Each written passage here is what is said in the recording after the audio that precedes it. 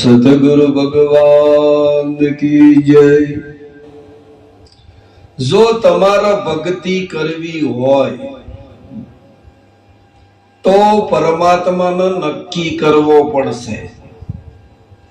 આ પરમાત્મા જ્યાં સુધી નક્કી નહીં થાય ત્યાં સુધી ભક્તિ પ્રગટ નહીં થાય। કારણ કે જેને જેને ભક્તિ કરીને એ બધોનો પરમાત્મા નક્કી હતો। જો નરસિંહ મહેતા ભક્તિ કરી પ્રગટ, સાહેબ પરમાત્મા નક્કી હતો એટલે મેળ પડી ગયો। મીરાબાઈ પરમાત્મા નક્કી, કૃષ્ણજી પરમાત્મા નક્કી અને રામદેવ પીરની ભગવાન નક્કી થઈ ગયા હતા। એ વગર મહિમા ચાલે નહીં। આ જ્ઞાન ગંગાનો મહિમા છે। શનો મહિમા છે? જ્ઞાન ગંગા। કોની જ્ઞાન ગંગા છે?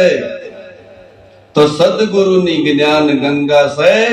આ જ્ઞાનમાં જેને પણ સ્નાન કરી લીધું એનો બેડો પાર છે। કે વિશ્વાસ રાખજો, ભજન ઉપર ભરોસો કરજો। અલ્યા પણ હને વિશ્વાસ કરવો અને હને ભરોસો એ કરવો, ખબર જ નહીં ગાડી ચો જાય। આમ તો ખબર હોય તો વિશ્વાસ એ થાય ને ભરોસો એ થાય, પણ આ ખબર જ નહીં। ગાડીઓ તો ફરે જ જોઈ, કોઈ ઓમ જાય છે, કોઈ ઓમ જાય છે, કોઈ નાવા જાય છે। આ બધા ડખાડા તમારા મેલો। આ જે ગુરુનો બાળક હોય ને આ બધું ના કરે। અરે ગુરુનો બાળક હોય ને એ તો નિષ્ઠામાં આવી ગયો હોય, એનું તો ઘેર જ ગંગા છે। જેનું દર્શન કરવું હોય ને એને દર્શન થઈ ગયેલું છે, પચકનો દર્શન કરવા જાય। સાહેબ ભક્તિ કરો ને તો એવી કરજો કે જેથી અગરબત્તી સળગે છે પણ એની સુવાસ જાય છે। સુવાસને કોઈ રોકી શકે નહીં। એમ તમારી ભક્તિ જ્યારે પ્રગટ થશે ને એટલે આપોઆપ એની સુવાસ આવશે। આ ગુરુની ભક્તિ છે સાહેબ। આપણે ગુરુની ભક્તિ કરતા નહીં, બીજો બધો વળી ગયા છીએ।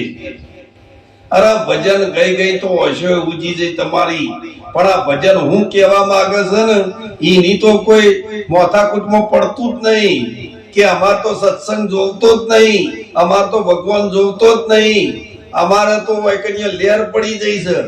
અલ્યા લેર પડી જઈ છે, પણ એક દાડો એવો આવશે કે જે જ્ઞાનની જરૂર પડશે અને એ જ્ઞાન યથાર્થ નહીં થાય તો તમારો ફેરો ફોગટ જતો રહે। માટે તમે જે કરતા હોય એ એક જ પકડો, બધું પકડવાનું નહીં। આ તો જુદા જુદા દેવળ ને જુદા જુદા ભગવાન ને આવું તો સદગુરુ એ બતાવ્યું જ નહીં। સદગુરુ નો એક જ સ્ટેજ છે અને એ સ્ટેજ જે આવી ગયો છે એનો રસ્તો બની જ ગયો, બનાવવાનો નહીં। અરે સદગુરુ નું કીધું જો તમે કરો ને તો પસ્તાવાનો વારો તમારો નહીં આવે। પણ સદગુરુ એ કીધેલું તમે નહીં કરતા ને એટલે ખાડામાં પડ્યા હો। સાહેબ બોબાલ શું કરવા કરો છો? સદગુરુ એ બતાવ્યો એ પ્રમાણે રસ્તો ચાલો તો એમાં કોઈ ભરતી ઓટ આવતી નથી। આ તો પ્રગટ પરમાત્માની ભક્તિ છે અને સદગુરુ એ પ્રગટ છે અને તમારા માટે કહેતા હોય, પણ જો તમે જીરવી શકો તો। આ તો ગુરુ બાળીને જ નાહી જોઈ। અલ્યા ઓનચિયાદાર રસ્તો મળવાનો હ? ગુરુ આયા નહીં કે ભાગી જા, ગુરુ આયા નહીં કે ભાગી જા। ખબર છે કે ગુરુ મારે છે, ગુરુ દેવાડે છે એટલે ઉભા નહીં રહેતા। પણ સાહેબ ગુરુ એટલા માટે દેવાડે છે કે જીવન બનાવવું છે એનું, એટલે તમારી પાછળ છે। જીવન બનાવવા માટે એમ કેમ પ્રકારે સદગુરુ છે।